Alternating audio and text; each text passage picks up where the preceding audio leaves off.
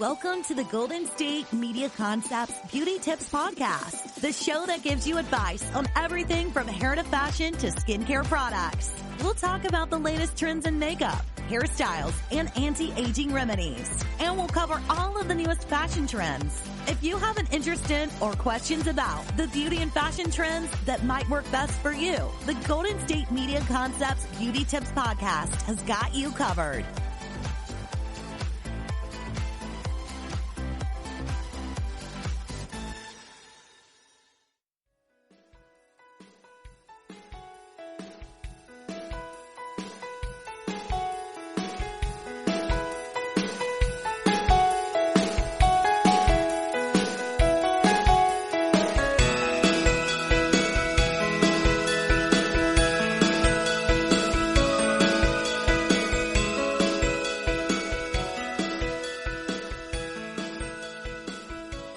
Hey everyone, thank you for tuning in to the GSMC Beauty Tips Podcast, brought to you by the GSMC Podcast Network. I am your host, Betsy, and I'm really glad to have you guys hanging out with me.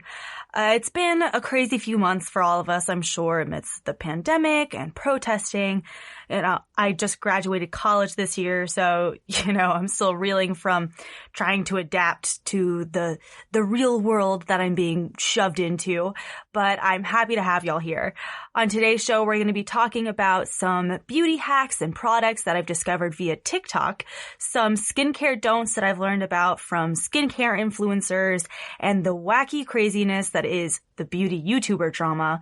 And also be sure to stick around because at the very end, I'm going to talk about my top 10 personal favorite products, both of all time and just as of late. So take a listen for those. Okay, so to start off the show, I'm going to go through a list of TikTok beauty hacks and, fun products that I found, and I'll give you my thoughts and experiences with all of these. Okay, so the first TikTok that we're going to talk about is this trend that I've seen floating around for people trying to get a creaseless foundation. And this is a TikTok from user at Sharon Moi. Yeah, that's just how I'm going to say it. This young lady has wonderful skin, and I'm sure it's because of this TikTok hack, but she's simply glowing. Now, the premise of this TikTok is a hack to get creaseless foundation. And creaseless foundation is super important because when you wear a lot of makeup on your face and you just cake it on, it's not going to look natural. The point of foundation is to even your skin tone and cover up blemishes, so when you have creases, it's going to do the opposite effect. Something I should preface, I really hardly ever wear foundation. For me, I typically stick to concealer because I'm lucky enough that my skin is generally pretty even toned, so I'll just spot correct when I have acne flare-ups. And I've found that the more foundation I wear, the worse my skin will get because it's heavy on my skin, which, makes sense. I feel like a lot of people run into that issue. I will say though, my foundation is maybe heavy on my skin because maybe I haven't found the correct kind of foundation, but especially since quarantine has started, any makeup on my face feels like a ton. And in the heat, my skin just feels like it's melting off, and it's just, anyway. This TikTok will supposedly help with these issues. So the first step of this is to moisturize your skin before, which I feel like it's a given. I feel like before you put makeup on, typically you'll wash your face and then moisturize. I don't know. She just says to moisturize your skin. Then she says to put a thin layer of translucent powder over your moisturizer and set it using setting spray. Then after the spray dries, you put on foundation primer and then your foundation after. And while I haven't tried this specific hack myself, I can confirm that everyone who has tried this makeup looks flawless. I've scrolled through, the try it yourself. There's always a duet this with me and show me what happens for you. And everyone looks great. A bonus hack on this is that people have discovered how to, how when you wear glasses and you have foundation or concealer on and your glasses kind of smudge on the nose piece? Well, people have, kind of found a little mini hack with this by putting translucent powder right where the nose piece of your glasses rests on your nose. And then your glasses don't smudge your foundation. So I think that's a little bonus. The next product that has been trending on TikTok is CeraVe skincare. And something that I think is funny is that CeraVe has become incredibly popular on TikTok and also on Reddit. And it's partly because of a skincare guru on TikTok named Hiram. Now, Hiram has amassed 4 million followers on TikTok because he's taken the same kind of approach as hairstylist Brad Mondo, where he helps people with skincare tips and tells them how they can, better their skincare routine from the viewpoint of a professional. And it's just funny to me because CeraVe has been around for so long. The company started in 2005 and it's really good, the brand, because of its simplicity and its effectiveness. And I would argue that it's very similar, this is just in my opinion, to Cetaphil. And I mean, CeraVe has just blown up, and because it's become viral, but honestly, it's for a good reason. It's a tried and true, reliable part of people's skincare routines. But a new skincare product I've seen floating around on TikTok is called the Urban Skin RX Bar. And it's a little pot of product, not necessarily a bar, it comes with 2 little sponge rounds that you dip in, scoop some of that product on, and wash your face with it. The person who posted the original TikTok showed a significant improvement in her skin. She looks great. When I had really, really bad stress acne in my senior year of high school, my friend's dad is a dermatologist, and he recommended to me to just use the pink bar of Dove soap. Like, that was it. And I think because it was so simple, it was super effective. So that route is kind of what I've moved towards since then. It's become the pink bar of Dove soap has become hard to find in stores, but you can order it online or just use a different kind of Dove soap. Or I've also found that my skin does really, really well with the Shea Moisture African Black Soap Bar. Like I said, the Urban Skin RX Bar isn't really a bar, more of like a scrub or a cleanser. Looks like it's super effective, but it's just a little bit pricier than, say, a bar of Dove or Shea Moisture. It's not totally expensive. It's not break your bank. It's only $15. But when I can get my bars of soap for $5 each, it's a little bit more of a splurge. Changing gears and going back to a makeup hack. This is one I saw before TikTok, but it's made a bit of resurgence on the app, and it's how to give yourself fake freckles. This trend has been around for a while, and I remember a few years ago when there was a Kickstarter that helped to raise funds for to create like a self-freckler pen. The trend has faced some backlash because people think it's dumb, or people who actually have freckles are offended and a little bit upset because, maybe they used to get bullied for their freckles and are upset now that it's trendy. My old roommate does this trend, and I don't know. I think it's kind of cute. I had him give me fake freckles once, and while I wouldn't do it every day, I did think it was super cute. So according to this TikTok, she doesn't actually explain what she's doing. She just kind of shows us. So this is what I gathered. The way you do it is you spray setting spray into some kind of dish. And I think she just used the cap of the setting spray. Then you kind of, not necessarily like grind up your bronzer, but you get the fallout and you pour the fallout into the spray. You dip a brush into the mix and get it a little stippled, so it's not necessarily just a smooth brush, so you can have those little pokies on the end of it.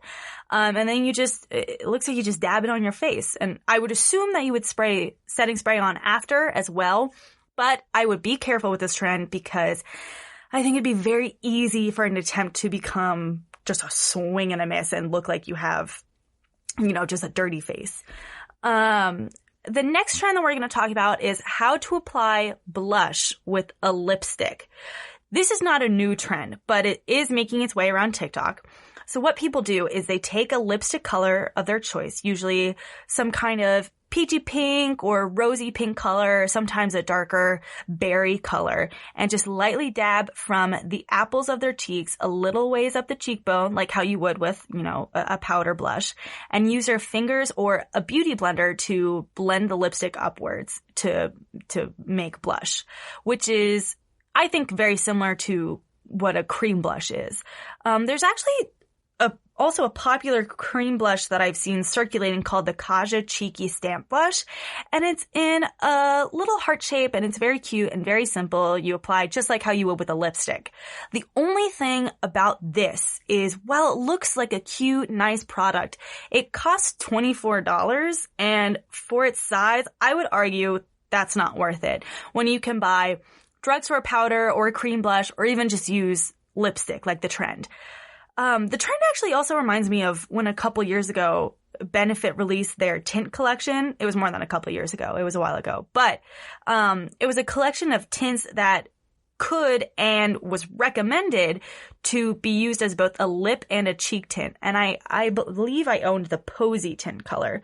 But I do like this trend because an issue I've run into with powder blush, even though one of my favorite palettes ever is my Benefit Blush Bar palette, but the issue I've run into is that unless you're really good about using setting spray, which I am not, it wears off really quickly. So cream blushes and tints typically last longer on my face. So I would assume that this lipstick trend would follow the same pattern. I will say to be careful about putting lip product on your face, especially in times of a pandemic, just because you don't know what germs you'd be mixing. So I would say it'd be safer to, obviously wash your hands first and then swipe the color onto your ring finger and apply it that way. But also do whatever you want.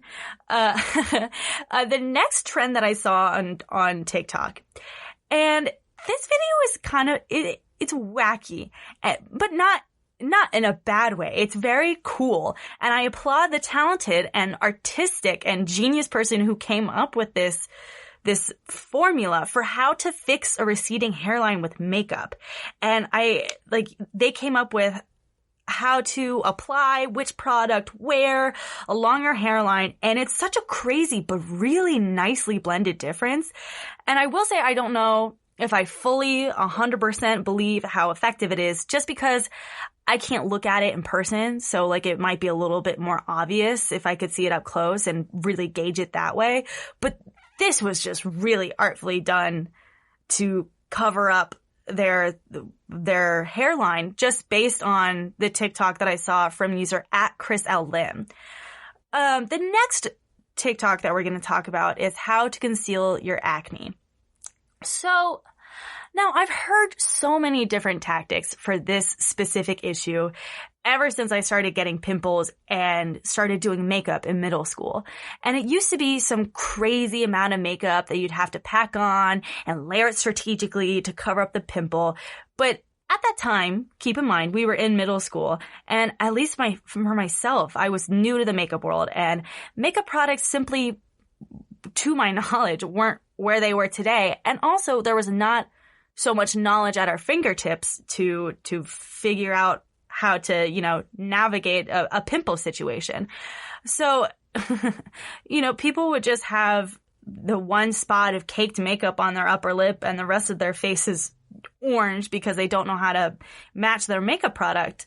I even know a few people my age who still just don't try and match their foundation, which I mean, to each their own. If you don't really care about that kind of stuff, hell yeah. However, this TikTok, which was posted by user @GlamAnd1, so what she says to do is to first pack on foundation with your finger and blend it out with a brush. I literally always use my finger for concealer and foundation, so I guess I need to invest in a brush. But she emphasizes to have the correct shade because she's right. If it's too light or if it's too dark, that'll make it stand out more. Then she says to put powder on a beauty blender and also pack that on top of the foundation, on top of the pimple. I guess I also need to invest in a beauty blender because I also don't have one of those. She calls that layer 1, and also to think of it like spackling. So yeah, take that as you will. Then repeat that process a second time. And after that, put concealer on top of those layers and set it again with powder. And it looks like it really worked because at the beginning, she really did have a big old honkin' pimple. And, you know, the thing is we've all been there, have that one pimple that really stands out on your face. And after this process, I mean, there's definitely still a bump on her face. It's a pimple, but her skin tone is totally, completely even. I would call this a success. Okay, so the next TikTok we're going to talk about is how to achieve full lips with makeup. And I feel like we've seen a spike in this trend, especially since Kylie Jenner started getting lip fillers. So in 2015, there was the new challenge that was started in her name, the Kylie Jenner challenge, where people tried to put their lips into like a shot glass or a bottle and sucking the air out, which created a kind of vacuum. And most of the time, these had not great results. People's mouths would be bruised. Some people even broke the skin around their mouths trying to get these full lips that Kylie originally denied getting lip fillers for. I remember there was even a little mechanism called full lips that was kind of like something it would be like an as seen on TV purchase that was basically its own little suction thing that people would buy. And it's just crazy because I remember that most of the success stories, like the images that people would use for marketing, they just have people overdrawing their lips. And that's basically what this TikTok tells you to do, which is using lip liner, overdraw your lips on your Cupid's bow, which is that little curve on your top lip, and overdraw the center of your bottom lip opposite your Cupid's bow and fill it in. A product that I've also seen on TikTok is the Too Faced Lip Injection Lip Gloss. I remember there was a time when my mom was super into lip plumper lip glosses because she has, you know, thinner lips, and she let me try it out. And I remember my mouth just got huge, like swollen. I already have, you know, relatively fuller lips, and it really worked. The TikToks I've seen, show that the product is really, really effective. But some of these people look like they're having an allergic reaction, if I'm being completely honest. People complain that it burns and that it tingles, but that's because one of the ingredients in the lip gloss, which I'm assuming is the main factor in making your lips swell, is capsicum resin, which capsicum comes from capsaicin, and capsaicin is what makes your mouth burn when you eat spicy foods. So, like, kind of duh for why it burns. Like, that makes sense. But the conclusion is that the product works. You know, I'm not sure about how long it lasts and how often you need to reapply, but there's a clear difference from start to finish. Okay, well, that was my last TikTok hack to talk about today. We're going to take a quick break, and when we come back, I'm going to go through some of the skincare don'ts that I've learned, both in my own trial by error and also from skincare influencer Hiram. So stay tuned.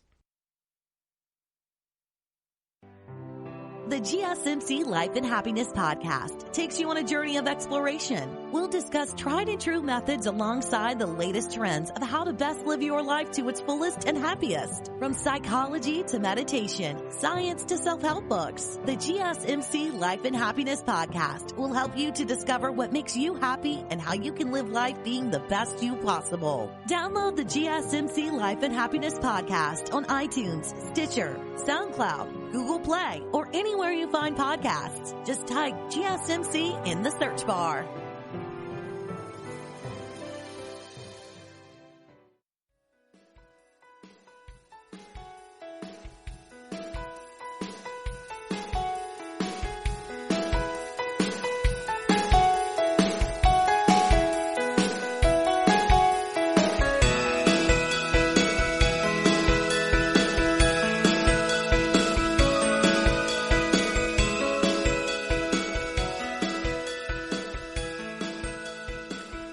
And we are back from break. If you're just tuning in, I just talked about some of the fun beauty hacks and products that I learned about from TikTok.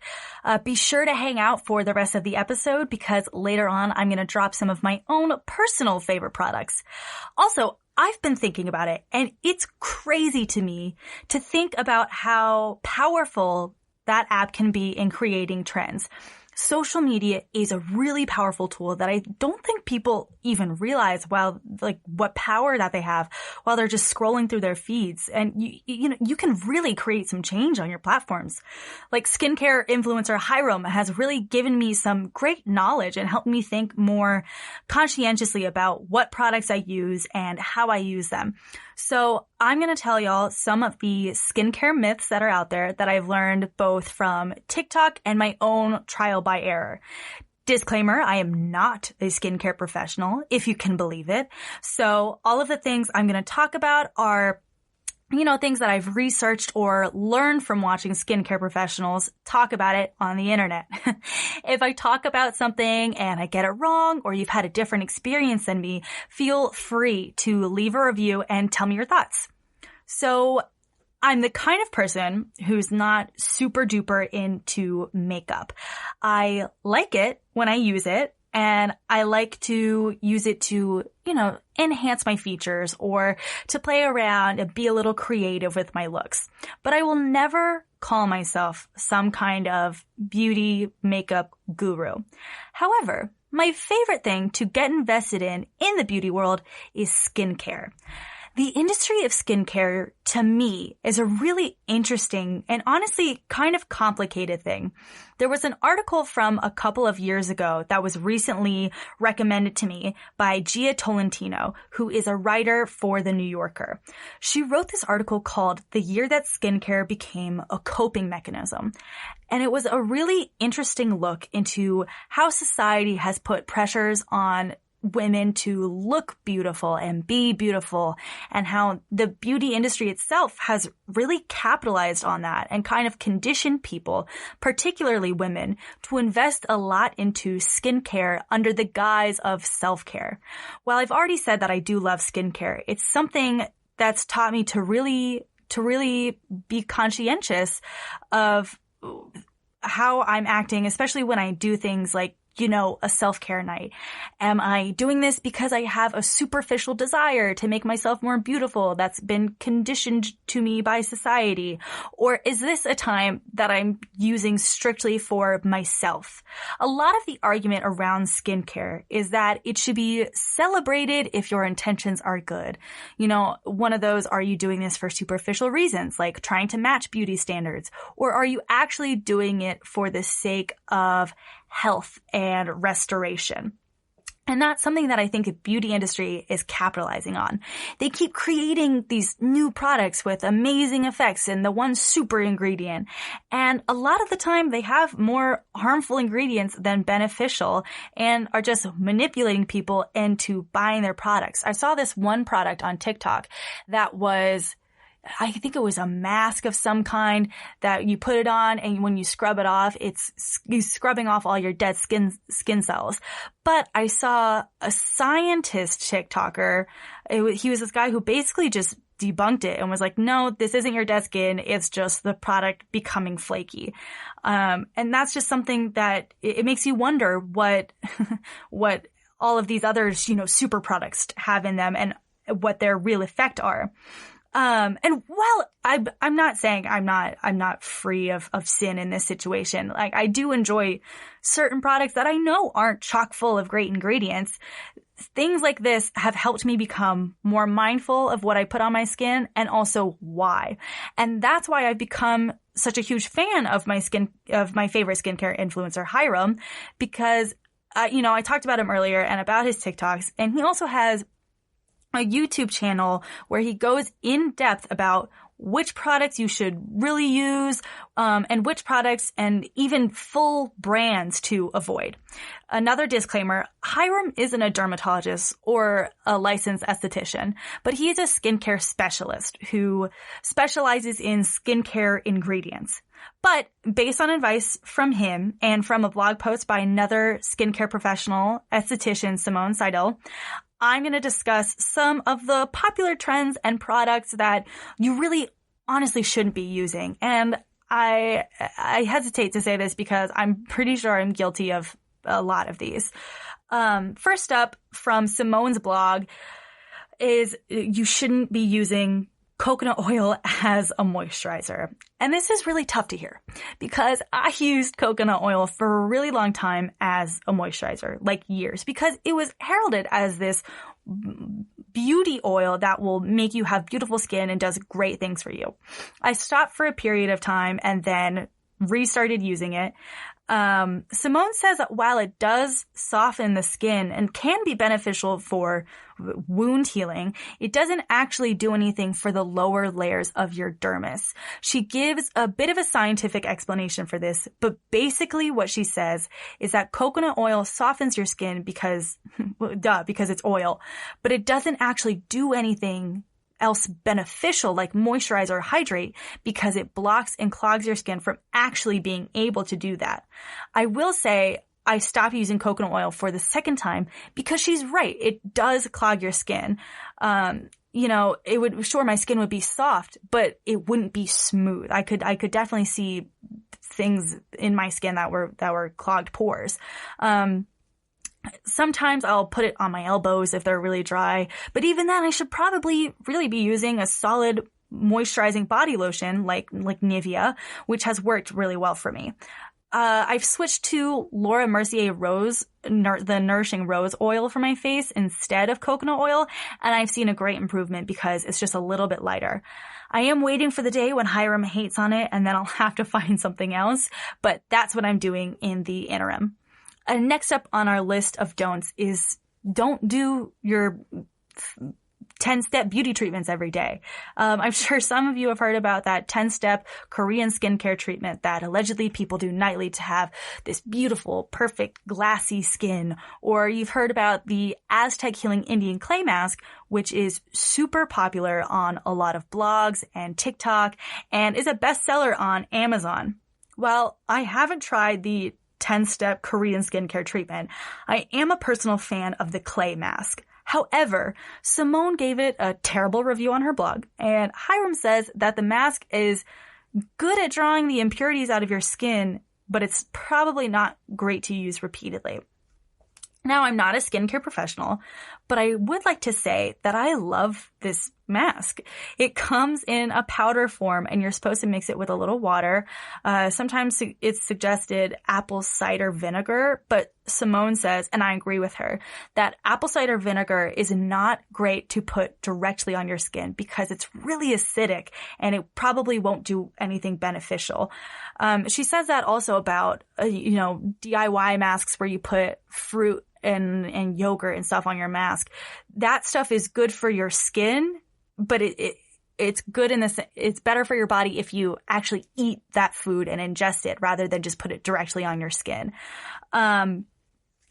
So I will say doing maybe this mask maybe a couple times a week, every like 3 or 4 days, you'll see an improvement in your skin because it does draw those impurities out. However, it draws the impurities out, meaning towards the top of your skin. So you might see your skin get worse before it gets better. And Hiram and Simone both say that this mask strips your skin of hydration. And I agree with that. So you got to make sure that you moisturize really well after. And that's also why you shouldn't do this treatment every day. In a similar way, if you do other treatments every single day, you're going to end up irritating your skin with overexfoliation and sometimes you're going to irritate your skin because you improperly use other products. So I would say to always keep it simple, do a nice little a cleanse, a tone, and a moisturize, and it'll keep your skincare routine simple. Next on the list of don'ts comes from something Hiram says all the time, which is don't rely on makeup remover alone to clean your skin. This is something I have always found to be true. I always try to wash my face when I wear makeup, not only just like remove my makeup, but wash my face as well. I know sometimes maybe you're feeling lazy or you've come back from a night out and only have the energy to take a makeup wipe to your face before you call it a night. You should always double cleanse. This means cleansing your face of your makeup. He suggests cleansing balms, like a classic Pond's cold cream over something like a makeup wipe, which is tough. I've been using makeup wipes for forever. But so then after cleansing your skin of just your makeup, washing your face. Makeup wipes in particular are really bad about removing all of your makeup and are also really not great for the environment. Hiram also says that micellar water is good for cleansing, like kind of a hydrating toner that also removes makeup. It's become really popular. I know my mom uses it, but for me personally, I've found that I really, really don't like micellar water for some reason. I feel like it doesn't cleanse my skin, and maybe the couple times I've used it, I haven't correctly used it, but I just don't like what it does to my skin and how it cleanses it, but that's just me personally. So in conclusion, Hiram says use a cleansing balm if you're wearing makeup, use a cleansing balm, wash your face after. Again, like I said, keep your routine simple. And then that'll be better in cleaning your face than just using a makeup wipe. Next up on the list of don'ts, and this one hurts a little bit, is that you shouldn't take hot showers. Now, I know this one is a little hard to hear, but apparently it is really not good to take a hot shower. And I think most, if not all of us, can agree that there is perhaps no better feeling than the jolt of euphoria that rushes through you when you first step in to a hot shower after a long day. However, a hot shower is not great for your skin because it dries you out. And the reasoning behind this is to simplify what I've read.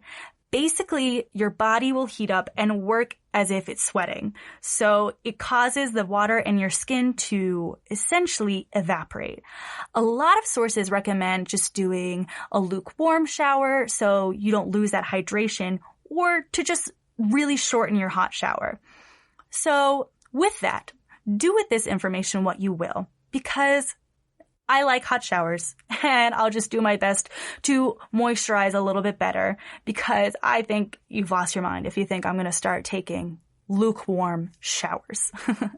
And finally, on our list of don'ts, don't forget to wear sunscreen. I will be the first to admit that I'm bad about wearing sunscreen daily. When I look for daily moisturizers, it's just not, in the past, it hasn't been on my checklist to make sure it has some form of SPF. If it does, it's kind of just like a bonus. However, sunscreen is probably the easiest way to prevent your skin from aging. There's been a huge surge recently of people saying, it's never too early to start using anti-aging creams and anti-aging treatments and whatever. But sunscreen is really, really easy to use, and it's very cheap. UV rays from the sun, or be from tanning a tanning bed or from the sun, they're bad for your skin. And not only can they cause skin cancer, but they age your skin rapidly and give you sunspots and cause your skin to lose its elasticity. Sunscreen is just the easiest anti-aging product that you'll find. And it's probably the easiest, probably the cheapest, and probably the most effective at preventing aging, just by using some daily SPF. So now that it's summertime and people are spending more time outdoors in the sun. And, I guess people are starting to go to the beach and things again. Wearing sunscreen is something that if it's not already in your daily routine, you need to add it ASAP, and not just use it when you're in the sun, when in the summertime. You should be using it year round because the sun's always there.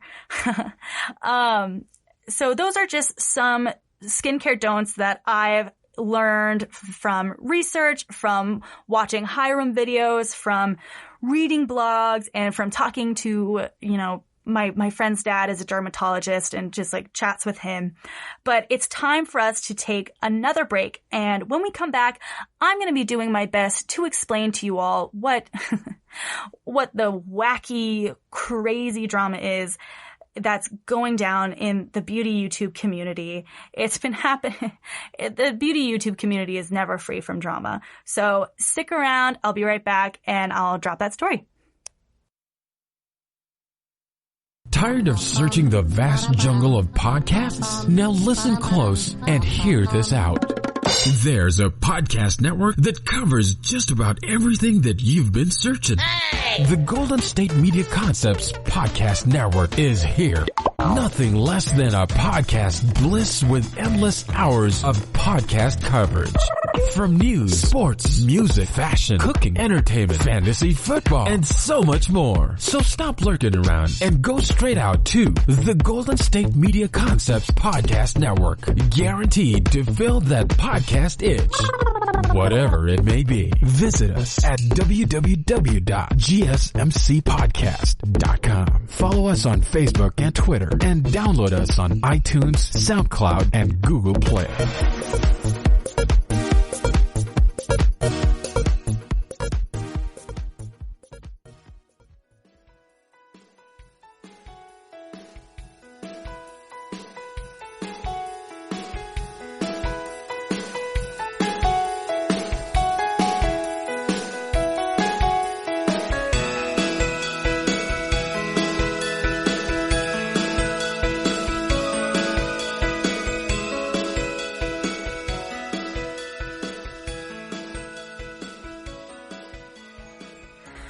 Welcome back. If you're just tuning into the podcast, that means you skipped where we talked about TikTok beauty trends and some skincare don'ts in the first half to get to my drama-filled explanation of what's going on in the beauty YouTube world.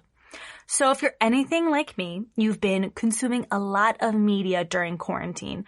And one hole that I've fallen really deep into is the beauty community drama on YouTube that's occurred over the past year. And there's a lot to unpack here. So buckle up. Longtime YouTuber Shane Dawson just spoke out on some drama that happened last year in the beauty community between beauty YouTubers Tati Westbrook and James Charles that ended up getting a lot of other YouTubers involved as well. So let's meet the characters. Tati Westbrook is a beauty YouTuber who started her channel in November of 2010. She's generally low-key, focusing on the typical makeup tutorials and tips and product reviews. She also has her own makeup line called Tati Beauty, as well as a vitamin supplement brand called Halo Beauty Incorporated. And remember this because this comes into play later. The other main character in this saga is James Charles.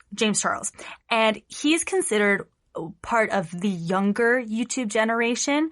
He just launched his channel in December of 2015. He quickly rose to fame after becoming the first cover boy for makeup brand CoverGirl. He also released his own palette with Morphe in 2018. However, the drama from last year isn't James Charles's first run-in with scandal over the course of his short career. He came under fire in 2017 for tweeting about catching Ebola from Africans on a flight to Africa, which was followed by an apology tweet. He also received backlash for overpricing tour tickets for his tour last April. He calls his fans sisters, and this was his sister's tour. He had VIP tickets starting at $500. According to his apology tweet with an updated tier system, the top tier tickets included a meet and greet, a makeup swag bag, front row seating, and other perks like having the possibility of being able to be called up on stage and have James Charles do your makeup. James Charles and Tati have done several videos together, and she even had Charles do her makeup for her wedding. Tati has been really great about early on in his career, Tati was really great about bringing James onto her channel, giving him a better platform, and promoting his channel using her own Instagram and her own YouTube videos. So it's clear that they, have a history. They've been very close. James Charles even calls Tati his mom of YouTube. Now, here's a recap of the drama from last year. Last May, Tati Westbrook uploaded a 43-minute long video to her YouTube channel, Glam Life Guru, which had over 6 million subscribers at the time, outlining all of the ways her supposed friend and mentee, James Charles, had betrayed her trust, in addition to calling out his alleged predatory behavior towards other men.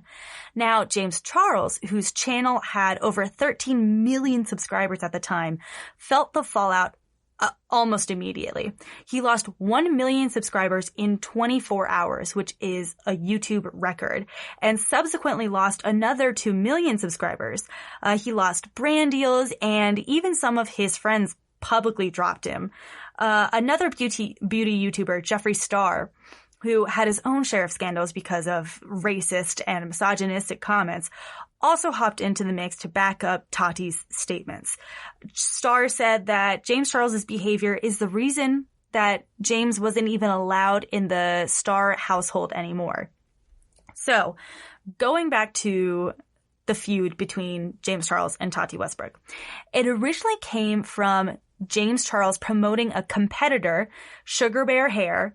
They are also a vitamin supplement company, and he did an ad for their company on his Instagram instead of promoting Tati's vitamin supplement, Halo Beauty. But then so while it stemmed from that, it just expanded into Tati saying that she felt betrayed because she thought that not only was his apology for this disingenuous, but that she could no longer tolerate his bad behaviors.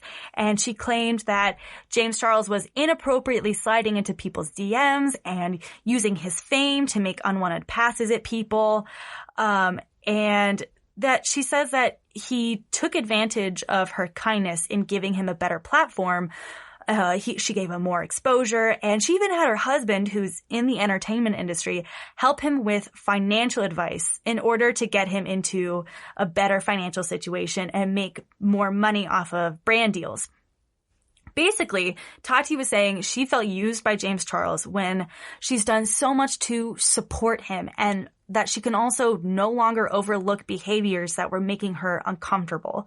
She cited one particular incident at her birthday party in Seattle that, quote, made her want to vomit, where James Charles tried flirting with the waiter, and that's a whole nother part of the story where the waiter came back with his own comments about it, and it just was a big thing that Tati was made uncomfortable by. Tati isn't without fault, though. She's faced a lot of backlash. People are saying that she made the video for her own personal gain, to protect her brand, and not really to hold James Charles accountable. Alyssa Dominguez wrote in their article for BuzzFeed about the situation that, quote, by accusing Charles of trying to turn straight men, Westbrook has branded herself as a moral crusader rather than a businesswoman who's upset that a much younger, queer upstart undercut her by making his own business deals, and by doing so, refused to kowtow and just play the gay best friend. So a lot of people agree with this and believe that she let Charles's alleged problematic behavior slide until it started affecting her monetarily.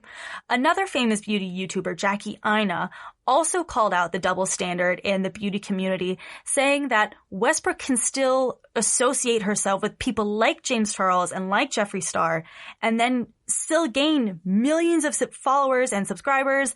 And when she calls them out, nothing happens to her.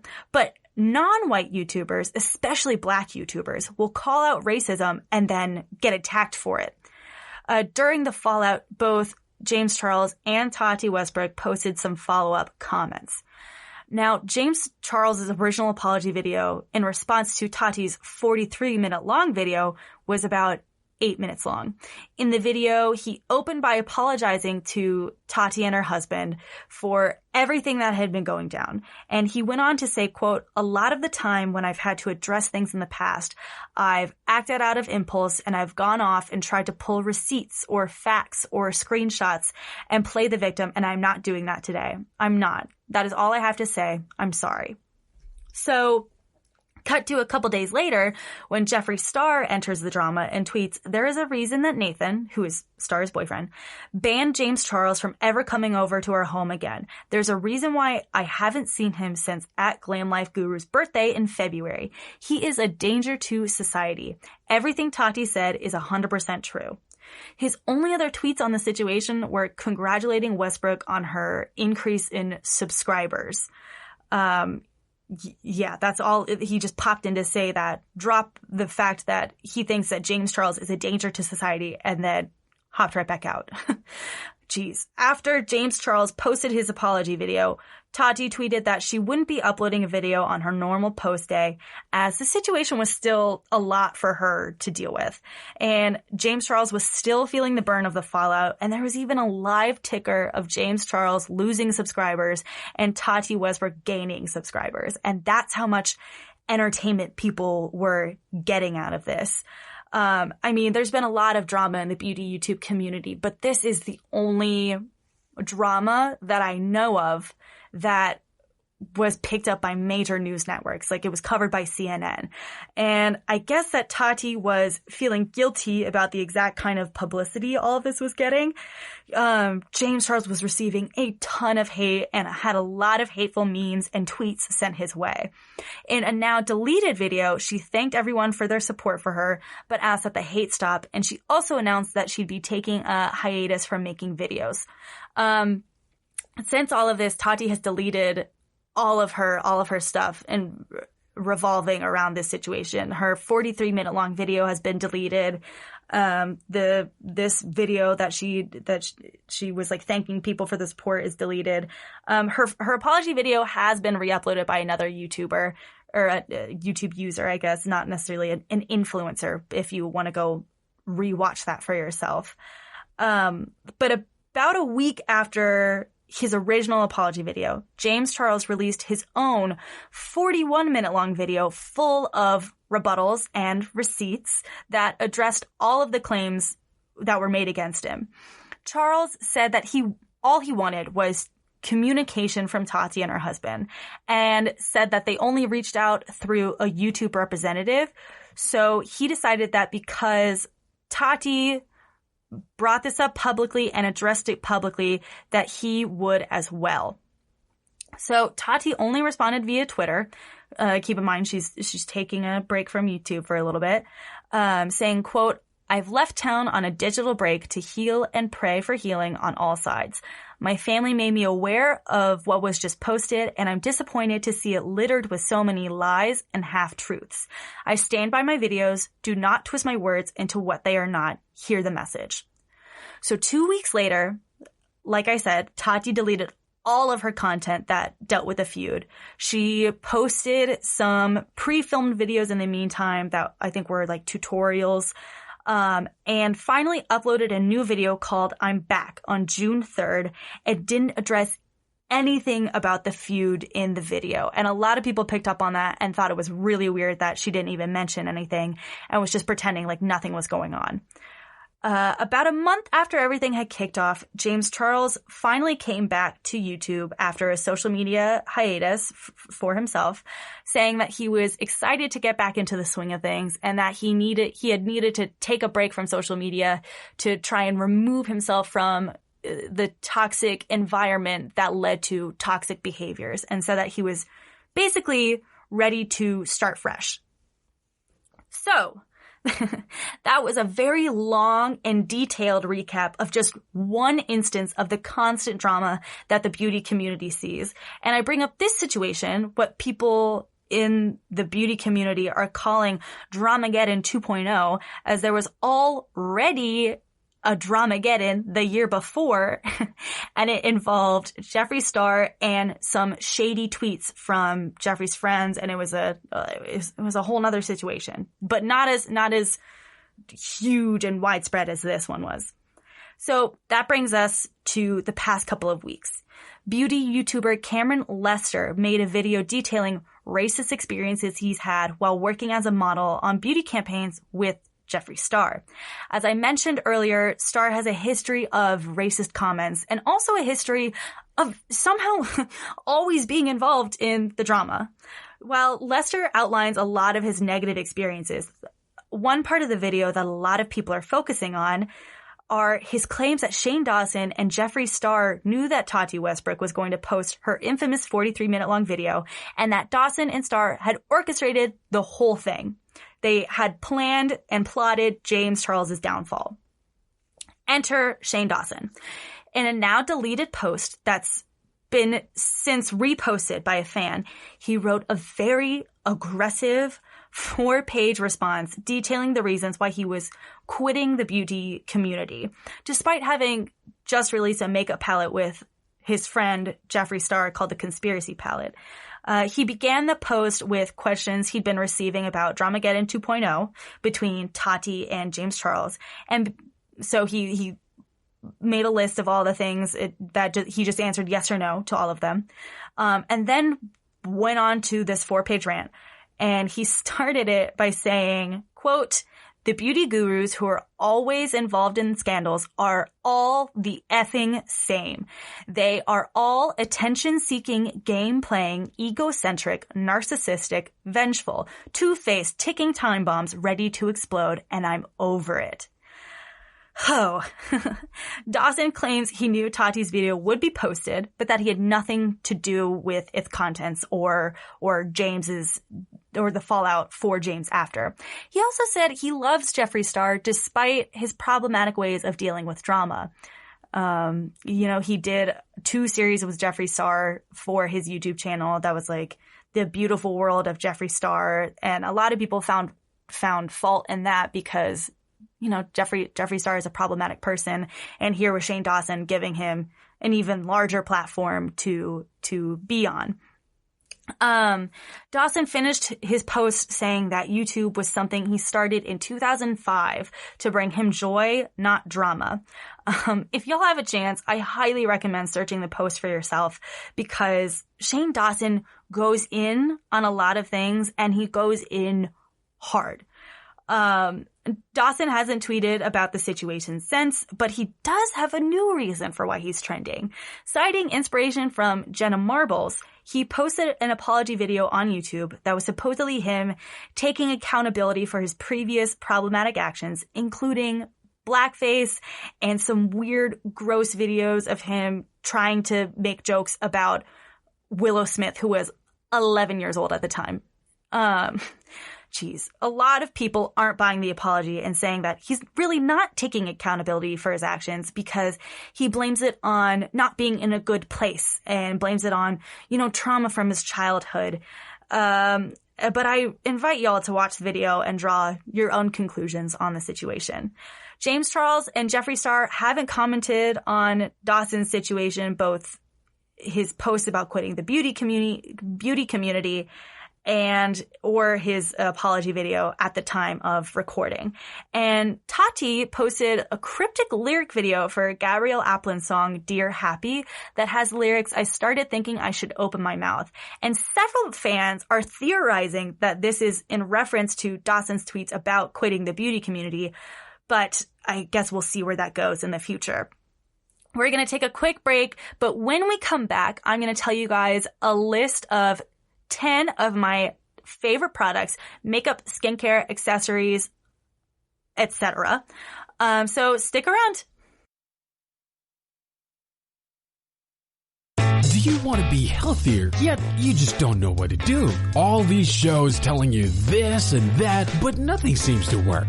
Well, listen close. Golden State Media Concepts has got something great for you. The Health and Wellness Podcast dedicated to workout trends, healthy eating habits, diet, and everything about healthy living. Join us in our banters as we help you not just live life to the fullest, but live it to the healthiest.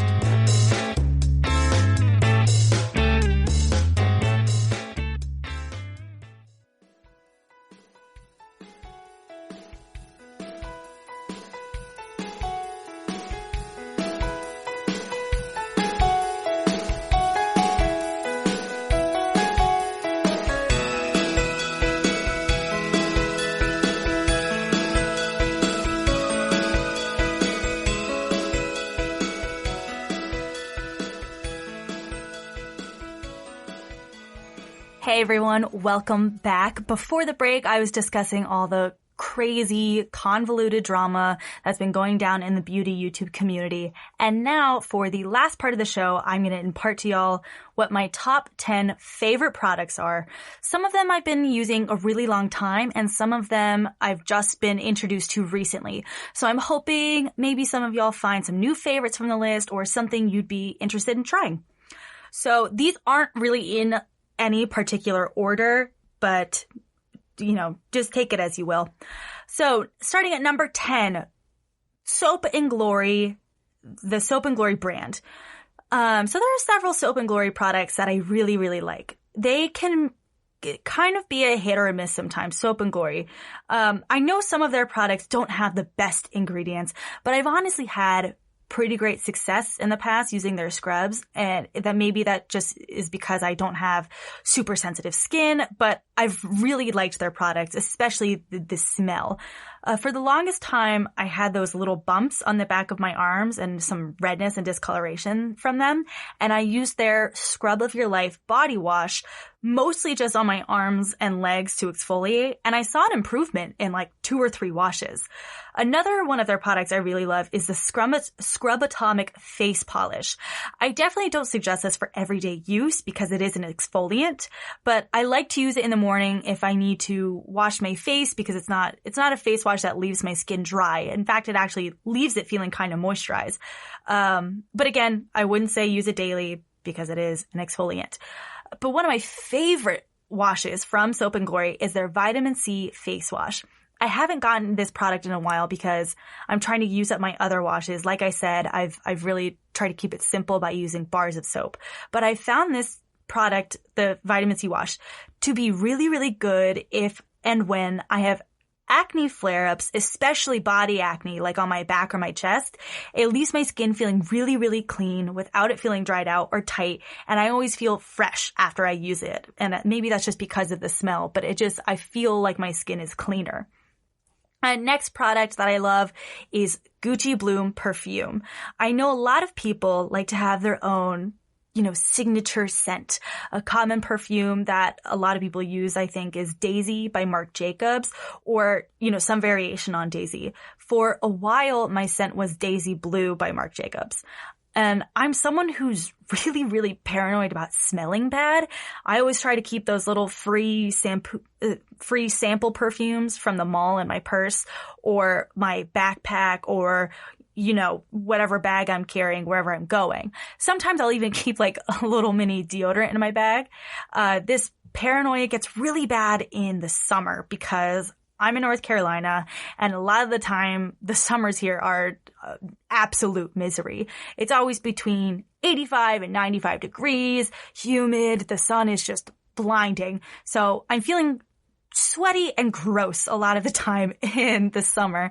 So it's something that helps me feel a little bit better about potentially being stinky is just using a little spritz of perfume. And Gucci Bloom is my newest signature scent.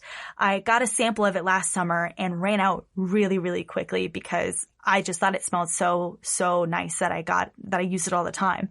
But I got a new full-size one this past Christmas, and I really love this scent because it's light and it's floral, which I guess would be a given because it's called Bloom, so that checks out.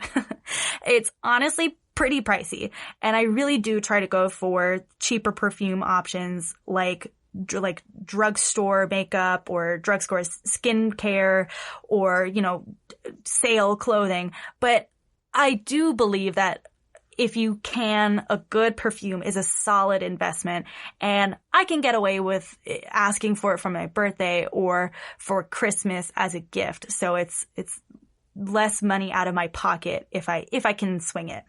The next product I'm going to talk about is the Fenty Mademoiselle Lip. And Fenty has become a huge figure in the makeup industry in the past 2 years. And I really love Fenty, not only because of Rihanna and because they make great products, but because of its commitment to diversity. And the people at Fenty want to serve all people who wear makeup and use their products. I mean, their slogan is beauty for all, and they really do strive for that. When Rihanna launched Fenty Beauty in 2017, the company released their foundations and concealers, and they had one of the widest ranges of shades offered probably ever. And this was huge because there's a lot of struggle in the beauty industry because most makeup brands just don't offer the right shade for darker women. And Fenty kind of changed the game for that and reset the standard. The fact that they dropped a new foundation line with 40 shades and added an additional 10 shades later on just made it so clear that it's never been and never will be acceptable for a makeup brand to just have 10 shades that are mostly catered to skin tones for white people. And as an ally, I really want to do my best to support brands that I think do the work to create an inclusive environment in the beauty industry. And not only does Fenty do that, but they release great products as well. And as I mentioned, I don't super splurge on makeup all the time, but any Fenty product I've tried has been great. Their highlighter is gorgeous. The foundation is smooth and such great quality. And my favorite is their lipstick. And in the past couple of years, I've definitely become a lipstick kind of girl. I aim for the neutral, pinky, berry kind of lips that'll deepen my lip color, but still look a little more neutral and natural. Fenty has a lipstick from their Mademoiselle line in the color Spanked. That is my personal favorite. It's a little bit more on the red side, but I really love it because it stays on pretty well and pops really nicely with my skin tone. Okay, my next product is something that I use probably every day. It's a witch hazel toner from Dr. Thayer's with rose and aloe vera in it, and I'm really obsessed with it.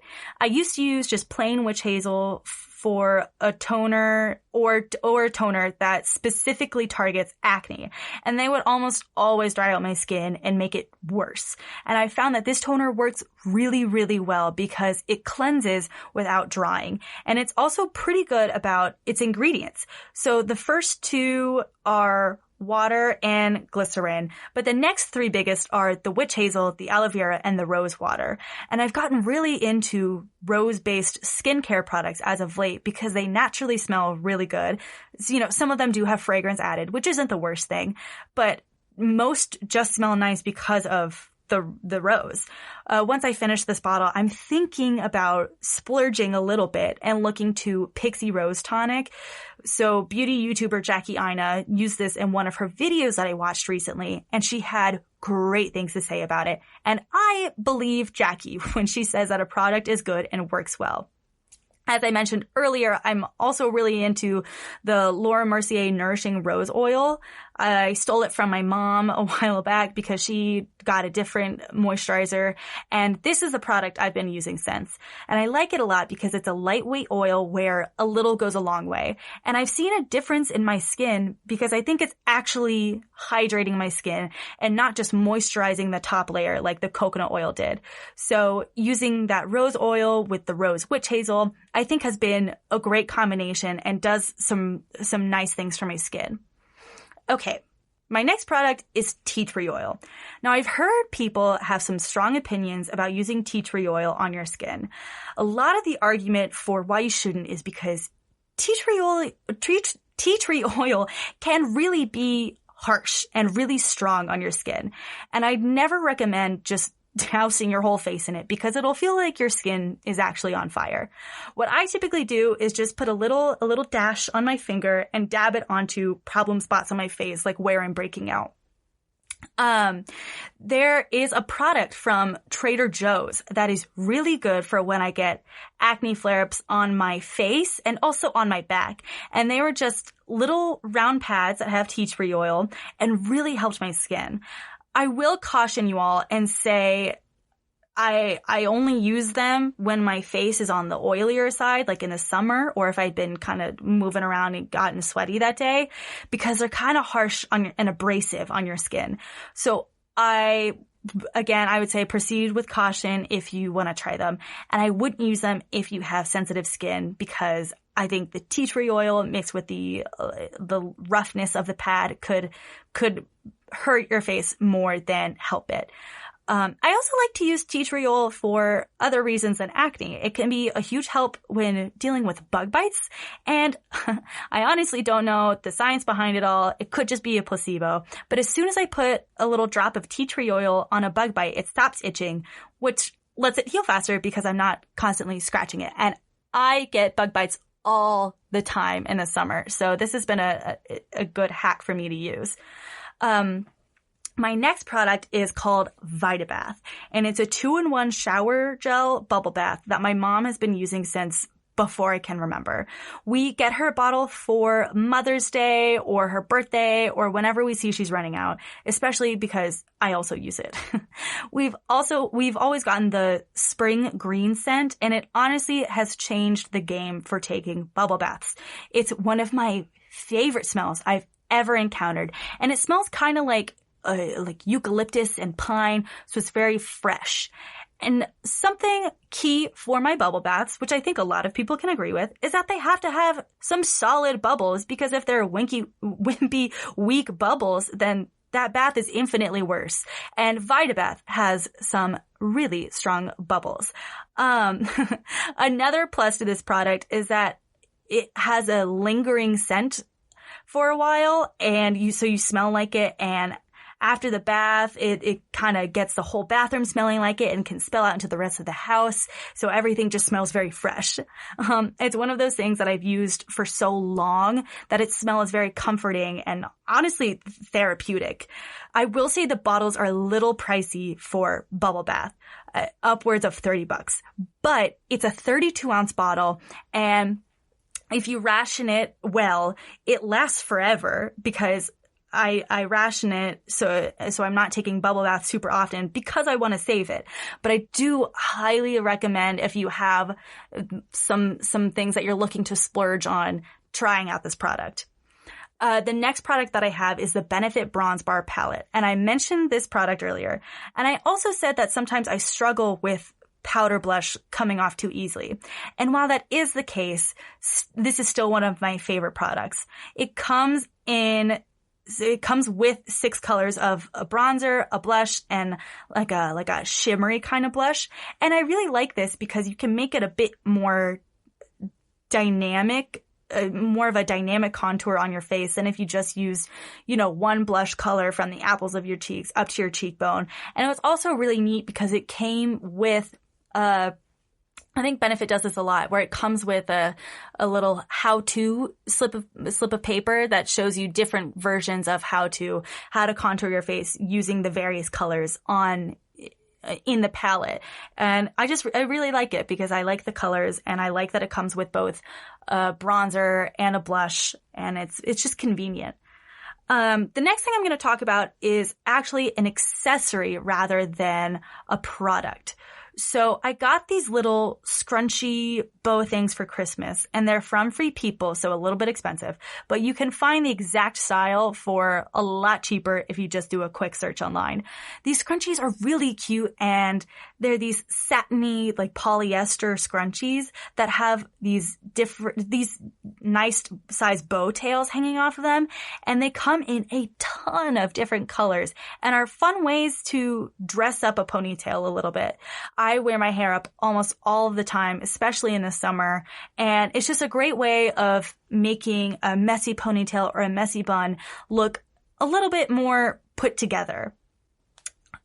This next product is a nail polish. And I never really ever used to paint my nails because I was really, really bad about biting them. I would bite my nails constantly, so they'd be really short and jagged and very unhealthy. And I thought that if I were to paint my nails, that it would draw attention to the fact that my nails were really poorly kept. Because of that, I would also really try to stay away from nail salons because I was so embarrassed by how gross my nails were. And the nail technicians would not always, but would often comment on them and ask me if I bit my nails. So I avoided it because that was mortifying to me.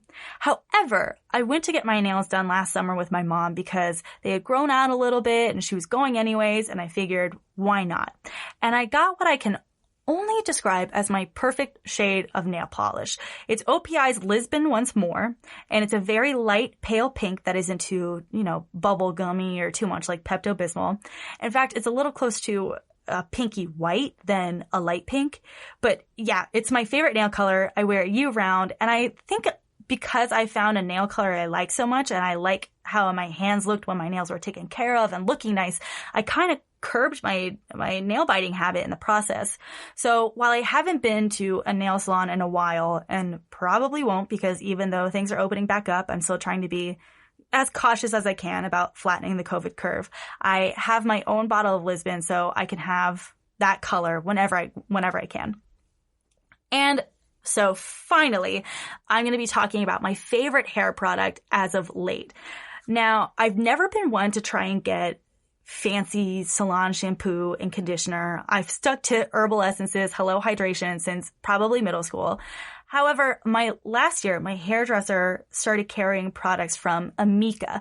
Amika has a ton of great products that I've really, really come to love. And all of their stuff has a really unique and distinct smell that it smells incredible. Another great thing about Amika is that it's a brand that's really committed to making products for all hair, regardless of hair type. They are also really focused on not having a ton of bad ingredients, like what I'm sure my Herbal Essence shampoo is full of. They especially avoid sulfates, and sulfates are what make your shampoo bubble when you lather in order to get all that oil and dirt out of your hair.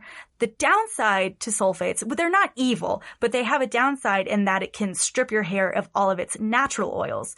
And Amika products are vegetarian friendly, and I say vegetarian friendly and not vegan friendly because some of their products have ingredients that derive from animals like honey. Some of my favorite products that I've used thus far are the Velveteen Dream shampoo and conditioner.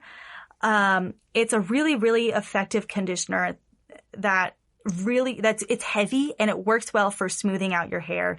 Another fun product that my hairdresser used the last time I went in was part of Amika's detox collection. My hairdresser used the pink charcoal scalp cleansing oil with the exfoliating jelly shampoo. And I genuinely don't know what the point of those products was, but it made my scalp feel so refreshed and clean. And I don't know if it was just a placebo effect because it was cooling my scalp and it was tingly. But at the very least, I enjoyed the experience of the treatment. And as I mentioned earlier, I have a thing where I'm conscientious about smelling good. And, it's a hassle to wash your hair every day and also not super great for your hair. So while it is kind of silly, they actually have perfume specifically for your hair that gives it kind of a reboot of Amika's signature smell. And my mom bought it for herself and I've used it a couple times, but I don't know if it's fully worth it to purchase because it doesn't really actually do anything to clean your hair or zhuzh it up like say a dry shampoo would. It just makes your hair smell nice. But Amika has a solid range of products that you could find whatever you need to suit your hair. And that is all I have for y'all today. I hope I gave you some new products you can try or told you something that maybe you hadn't heard before. I know I talked a lot about a lot of different things. So if y'all have any experiences with any of the products I mentioned, I'd love to hear about them in a review. Thanks for hanging out with me. You've been listening to the GSMC Beauty Tips Podcast, brought to you by the GSMC Podcast Network. I would like to ask that you please remember to subscribe to the show and write a nice review. That really, really helps us. And also, if you can please follow us on Facebook, Twitter, and Instagram. Thank you and have a good night. You've been listening to the Golden State Media Concepts Beauty Tips Podcast, part of the GSMC Podcast Network. You can find this show and others like it at www.gsmcpodcast.com. Download our podcast on iTunes, Stitcher, SoundCloud, Google Play, or anywhere you find podcasts. Just type in GSMC to find all of our shows from the GSMC Podcast Network, from health and wellness to entertainment and life and happiness to sex and relationships. You can also follow us on Twitter and Facebook. Thank you, and we hope you have enjoyed today's episode of the Golden State Media Concepts Beauty Tips Podcast.